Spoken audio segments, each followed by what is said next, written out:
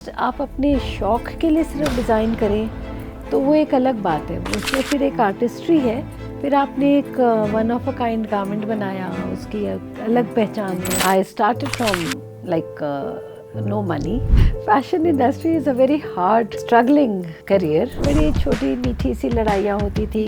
वो कहती थी ये तो मैं घर ले जाऊंगी, संजय जी कहते मैं नहीं दूंगा, ये लेना है तो अपनी फीस छोड़ो। Now the woman is wearing the pants, like I am the person who is wearing the pants in the family. One Gen Z fashion trend we don't understand. The torn jeans and all that, and then the whole thing is like completely going to go off. Ranveer Singh का जो धोती का जो style था वो हमने नासिक जा करके वहाँ पर सीखा। And what is Anju Modi mantra?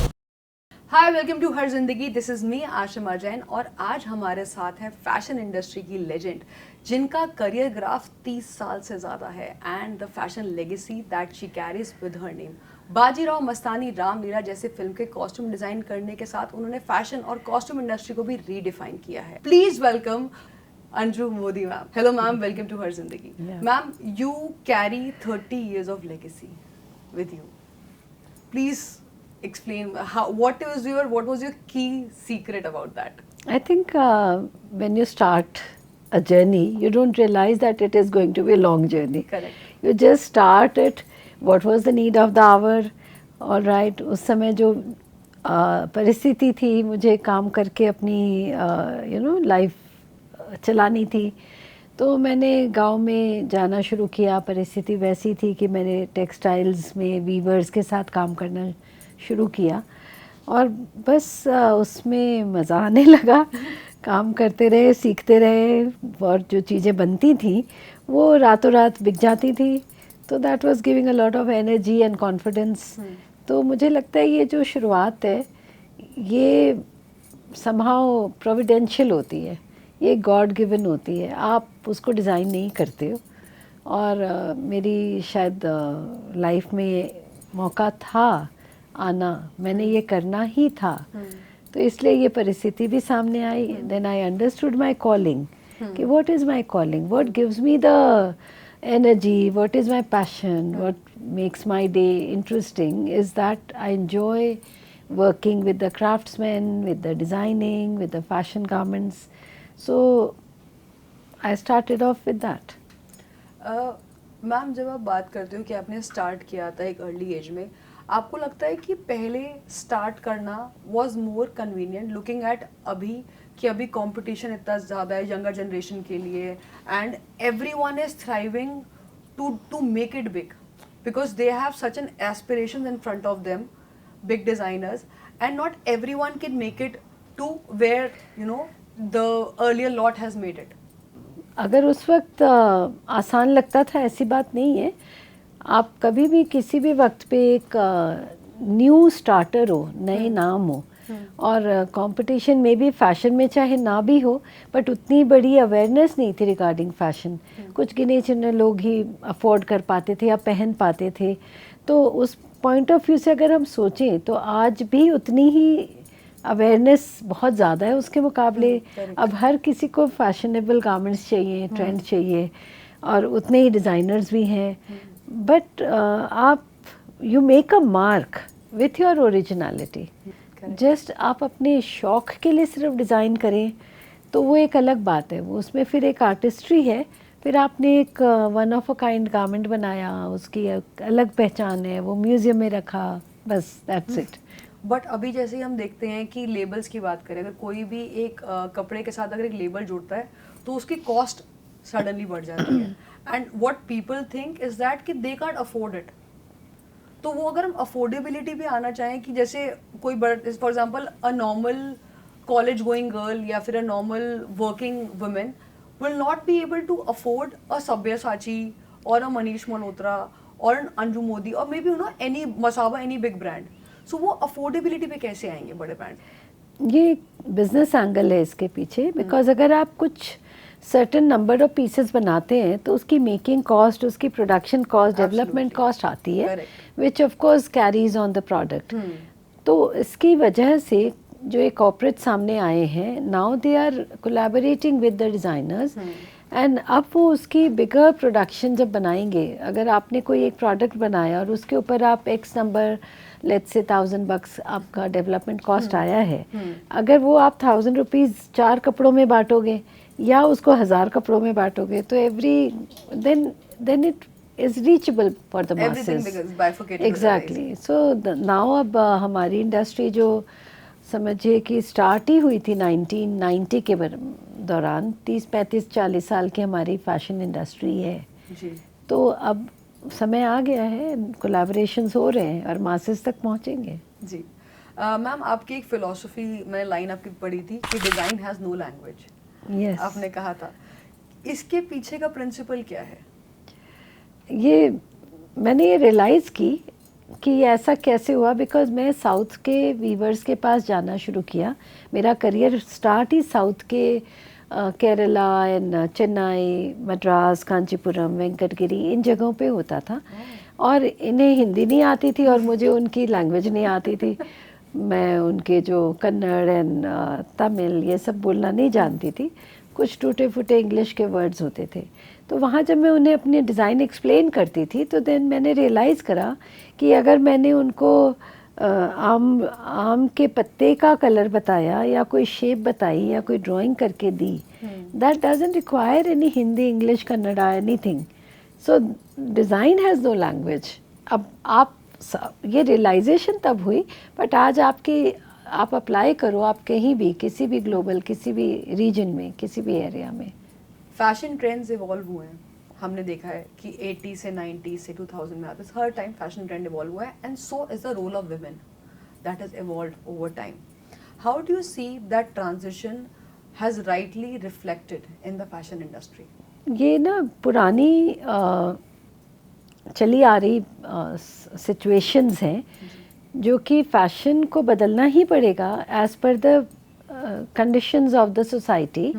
अब पुरानी जो बात हमने पढ़ी होंगी, डियोर ने बनाई, या उस ज़माने में जबकि सेकेंड वर्ल्ड वॉर छिड़ी थी, और उसके पहले Victorian gowns and those big ball gowns and everything चलते थे, राइट. बट जब ग्लोबल वॉर हो गई और सब तरफ ये ज़रूरत आ गई कि the women has to step out and they have to work and earn the living for their family, so they had to wear the pants. तो ये प्रॉवर्ब भी तभी आया कि now the woman is wearing the pants, like I am the person who is wearing the pants in the family. So gowns वगैरह पीछे छूट गए, अब उसकी ज़रूरत नहीं थी. तो जो ये ट्रेंड चेंज होता है, ये आपकी जो परिस्थितियाँ हैं, जो आपकी उस समय सोशल सिचुएशंस हैं, जो रिक्वायरमेंट्स हैं, आप फैशन करते इसीलिए हो, या कपड़े की जो ज़रूरत है वो सिचुएशनल है. अब वर्किंग वुमेन आ गई हैं हमारी पूरी कल्चर में ग्लोबली. तो अब हम यहाँ पर इजी गोइंग क्लोथिंग चाहिए, हमें मोटर बाइक भी चलानी है, हमें बसेस में भी चढ़ना है, हमें दौड़ना भी है, और हमें वेरी इजी क्विक ड्रेसिंग भी करनी है. तो ऑब्वियसली जो हमारी ग्लोबल फैशन में आप ट्राउज़र्स कह लें या quick tight salwar kurta, whatever the dressing up to what suits your personality, आप उस तरह की ड्रेसिंग में आ जाते हैं. और हम जो फैशन डिज़ाइनर्स हैं, हम अकॉर्डिंगली डिज़ाइन करते हैं. जी. मैम, जब आपने स्टार्ट किया था तो उस टाइम पे क्या चैलेंजेस थे? चैलेंजेस तो कुछ बहुत, इंसिडेंट्स अगर याद हो आपको, कुछ की बहुत ही कुछ इंटरेस्टिंग हुआ था, वो टर्निंग पॉइंट रहा हो? चैलेंजेस तो शुरुआत से ही रहे, because I started from like no money. तो ऑफ कोर्स बसों में जाना आना, कैसे करना, ढूंढना क्या चीज़ नहीं है, टेक्सटाइल रीजन्स कहाँ हैं, वो भी एक बड़ी चैलेंजिंग पॉइंट था कि मुझे क्या पता कहाँ पर क्या बन रहा है, लोग क्या बना रहे हैं, आप ऐसे कहाँ चल पड़ो. तो हमारी वीवर्स सर्विस सेंटर है गवर्नमेंट की चलाई हुई, मैं वहाँ पर जाती थी. उन दिनों ना गूगल था, ना मोबाइल फ़ोन थे, तो ये सब चैलेंजेस उस ज़माने के हैं. तो ऑफ कोर्स वहाँ पता कर रहे हैं कि भाई ये आप जो वीवर सर्विस सेंटर में ये जो आप डिज़ाइन बना रहे हो किस गांव में होता है और वो यहाँ से कितनी दूर है. तो मैं अहमदाबाद गई, वहाँ पर पता करा, तो रिद्रौल एक जगह उन्होंने बताई जो वहाँ से 250 किलोमीटर दूर है. अब हम टैक्सी लेके जा रहे हैं, ढूंढ रहे हैं, अच्छा यहाँ पर कोई बुनकर रहता है क्या? हाँ हाँ, ये इधर आगे जाकर बुनकर कॉलोनी है। फिर हम उनके घर जा रहे हैं, उनके घरों में रुक रहे हैं, रह रहे हैं, उनसे सीख रहे हैं।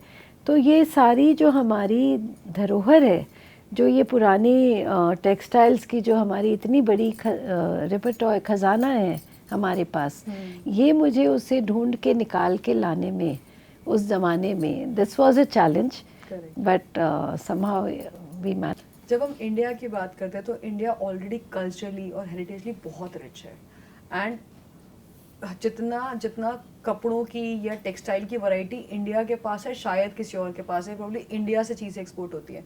बट कहीं ना कहीं मैम ऐसा क्यों लगता है कि इंडिया अभी भी वो ग्लोबली मार्क नहीं बना पा रहा है अपना in terms of fashion industry? जब भी हम बात करते हैं बड़े बड़े डिज़ाइन, मतलब बड़े सेलेब्स की बात करते हैं, तो कोई बोलता है कि हमने we vote this, we vote that, but why they are not Indian names making it globally big?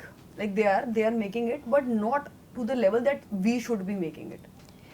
नहीं, मतलब मुझे ऐसा लगता है कि वी शुड बी मेकिंग वाली बात क्यों हो? अगर हमारी अपनी जो हेरिटेज है और हमारा उसमें प्राइड है, हम बना भी रहे हैं और हमारी चीज़ें लोगों को पसंद भी आ रही हैं, ऐसी बात नहीं है कि कोई वेस्टर्न डिज़ाइनर ने हमारी कंट्री से इंस्पिरेशन ना ली हो, चाहे वो डियोर हो, चाहे गैलियानो हो, सभी यहाँ पर आकर के रिसर्च करके काम करते हैं। कलर्स उन्होंने हमारी कंट्री से सीखा है, बट ये एक कॉलोनियल माइंडसेट है कि हमें ग्लोबली हमारे लोगों को सेलिब्रेशंस मिलनी चाहिए या बहुत कुछ होना चाहिए, ऐसी बात माइंडसेट की बात है। जबकि अगर आप देखते हैं तो जो ऑस्कर के जो रेड कार्पेट इवेंट्स हैं या मेट गाला है, ऐसे कान्स हैं, तो उसमें सारे पहन रहे हैं, हमारी साड़ीज़ को ब्यूटीफुली पहन रहे हैं। तो ये, और अगर नहीं पहचान रहे तो उनकी प्रॉब्लम, या they are missing out on something, because I think कि हमारे जो अपनी कंट्री के जो टैलेंट है वो यूनिक है और वो वाकई में बहुत ज़्यादा खूबसूरत है। जैसे हम कहते हैं हमारे मतलब जहाँ निकले कन कन में क्रिएटिविटी है। आपने रामलीला, बाजीराव मस्तानी, इन फिल्म्स के लिए आपने कॉस्ट्यूम डिज़ाइन करे, आपका रेफरेंस पॉइंट क्या था कि to make it as authentic? Because Sanjay Leela Bhansali is known for his detailing, intricacy. वो ये तक बोलते हैं कि अपने सेट पे कि मेरे अगर सेट पे एक पर्दा लगा तो वो भी एक कैरेक्टर है। और उनके जो इनफैक्ट जो कपड़े होते हैं वो कहते हैं कि दुपट्टा कैसे फॉल करना चाहिए, हर एक चीज़ में ही gets into it. So what was your reference point to get it more authentic? And Sanjay Leela Bhansali को वो चीज़ absolutely, and again Deepika Padukone, Priyanka Chopra, all these people. So that was again a very, very interesting phase of my career and very challenging and very satisfying at the same time. तो अच्छी बात है कि वो इतने डिटेल्ड एंड परफेक्शनिस्ट हैं, because उसकी वजह से मैं खुद भी एक परफेक्शनिस्ट ही हूँ, तो हम दोनों की जो है तालमेल बैठ भी गई। तो अगर वो किसी चीज़ को क्रिटिसाइज़ कर रहे हैं या कह रहे हैं ये सही नहीं है, तो उससे मैं उसी स्ट्राइड में लेकर के उसको बेटर करना या उसको चेंज करने में लग जाती थी। तो that is one of the reason these movie costumes have so very appreciated. और सेकेंडली जो मेरा क्राफ्ट का अपना विलेजेस में काम करने का एक्सपीरियंस रहा, वो मेरे उस वक्त बहुत हैंडी रहा, because maybe I was chosen because of that, because I had worked in the craft sectors for the last before that some 15 years before. 2011 में रामलीला बननी शुरू हुई थी और मेरा 1990 पे मैंने अपना करियर स्टार्ट किया था। तो 11-12 साल जो मेरे डिफरेंट 25 गाँव में काम का जो एक्सपीरियंस था, so because of that I could bring those 9-yard sarees for Priyanka Chopra की जो बाजीराव मस्तानी का कैरेक्टर है। अब 9 गज साड़ी आज नहीं बनती है, बट वो मैंने बनवाई। और जो कच्छ और गुजरात की जो एम्ब्रॉयडरीज़ हैं वो मैंने गांव में जा कर के वहाँ के से ऑथेंटिकली बुनवाई। या फॉर दैट मैटर जो रणवीर सिंह का जो धोती का जो स्टाइल था, वो हमने नासिक जा कर के वहाँ पर सीखा कि किस तरीके से वो उस ज़माने के जो पेशवा थे वो किस तरीके की धोती पहनते थे। तो ये ऑथेंटिक चीज़ों की वजह से और वो डिमांड जो संजय लीला जी की थी उसकी वजह से मैं कर पाई। तो मुझे लगता है कि ये एक बहुत खूबसूरत मौका था मेरे लिए to do all these. क्या मतलब after they saw the costume, Deepika, Ranveer and Priyanka Chopra maybe for Ram Leela, what for Bajirao, what was their reaction? Oh, they all loved it. And I remember कि जैसे ही वो उसको पहनते थे कहते थे well you are helping me to get into the character. So they were all loving it and बड़ी छोटी मीठी सी लड़ाइयाँ होती थी.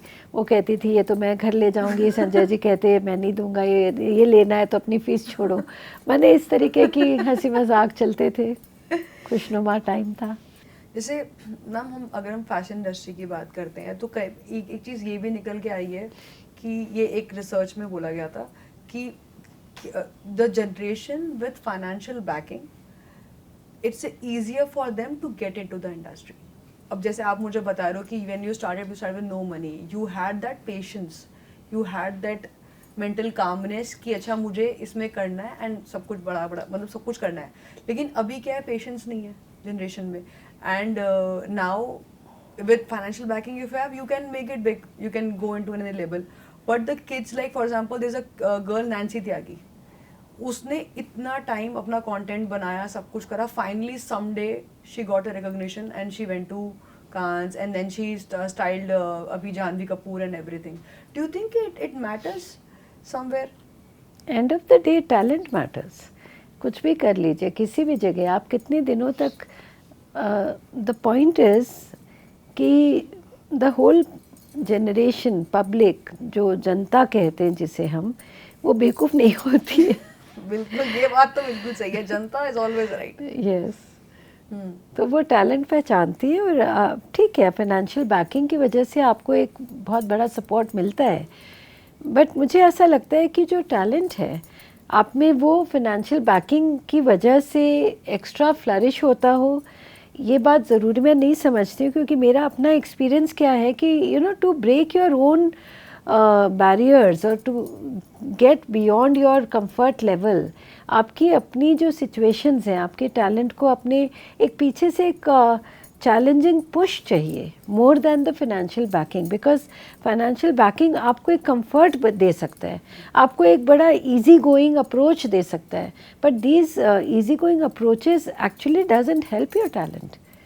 आपको अपने आप से एक अंदरूनी एक स्ट्रगल, एक लड़ाई लड़नी पड़ती है to break those monotonies, those comfort Jones.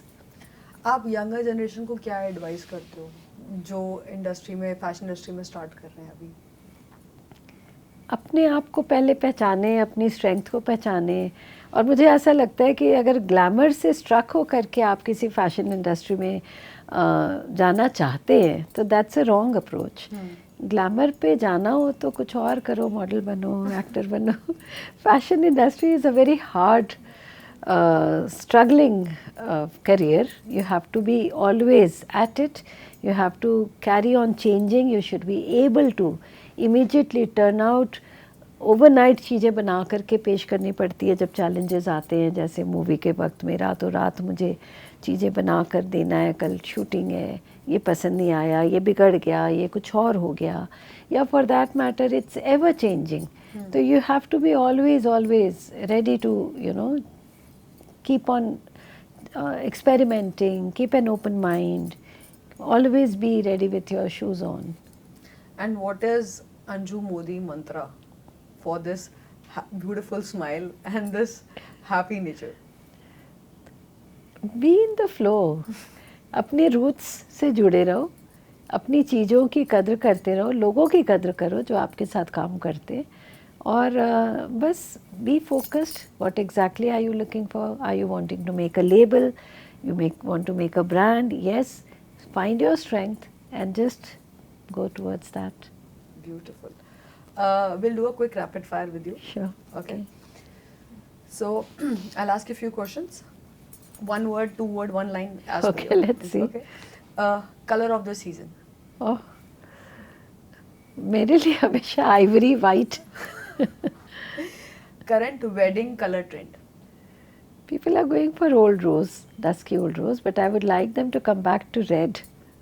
Okay, I want to ask this also कि अभी ये जो ट्रेंड चला है recently from Virat Anushka wedding to Alia's wedding to everyone, now why there's a shift to whites, ivories and pastels. Because red is something, you know, it gets you that charm of the bride and everything. Red is the color of the wedding. Why there sudden shift in this trend? Because of the outdoor weddings and all that more look more pleasant or something? No, it's not that. It's actually very psychological. The fashion is cyclic. So that's how the trend carries on changing. मतलब आज अगर हमें a certain color, maybe yellow is you know like looking beautiful, but after 10 years it starts looking boring.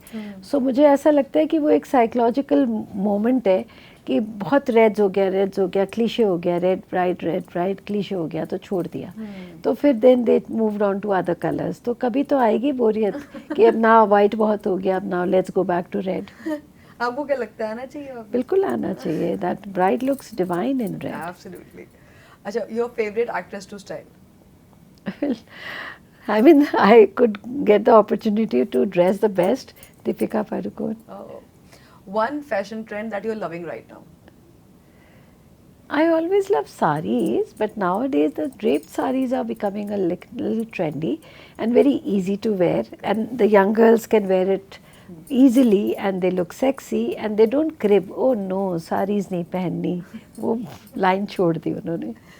Your go-to fabric for elegance?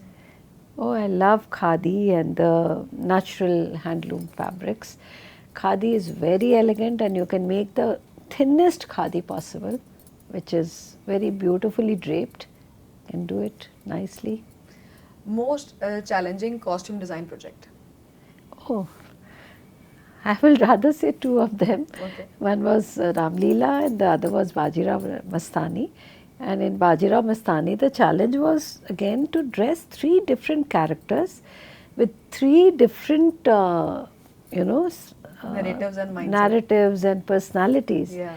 And Ranveer Singh, the very strong, powerful character of Peshwa, to give him that kind of a look and the power, because the clothing gives you that character, Yeah. the power for to play the character. One fashion rule you can always break? Well, there are no rules. Every rule should be broken every day. Best advice to aspiring designers? As I said, they should know their strength and just work upon their strength. And you should know what exactly you are wanting in life, focused. And don't get fazed by the competition or by the criticism. You take everything in your stride, be the confident person and be very fair in your dealings with your artisans, your office people and the clients at the end of the day. And one Gen Z fashion trend you don't understand? Well, I don't judge. So at certain times I was little, you know, like amazed when it started, the torn jeans and all that. And then the whole thing is like completely going to go off at some point. So that was little amazing. But then they made it a trend and then it started looking amazing.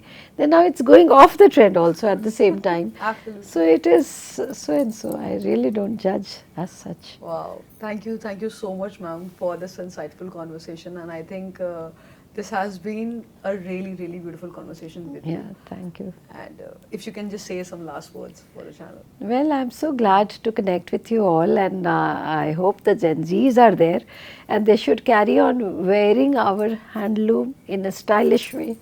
And I just happened to did a very beautiful rendition of Kabir Doha and I would love Har Zindagi to introduce that also to the audience because they are so very beautiful, so very meaningful and you know I wanted the young generation to dress sexily in the handloom attire which they did. Definitely. I think great, ma'am. Definitely we would love to see the collection. We will love to explore this. And yes, younger generation should get back to their roots and probably Yes. feel it. Okay, because that's the best when you connect to Mother Earth, when you connect to nature, when you connect to your own handloom, the feeling is definitely divine. So that was an amazing conversation with Anju Modi, the queen of fashion. If you like this video, please like, share, subscribe to Har Zindagi. This is me, Ashima Jain, signing off.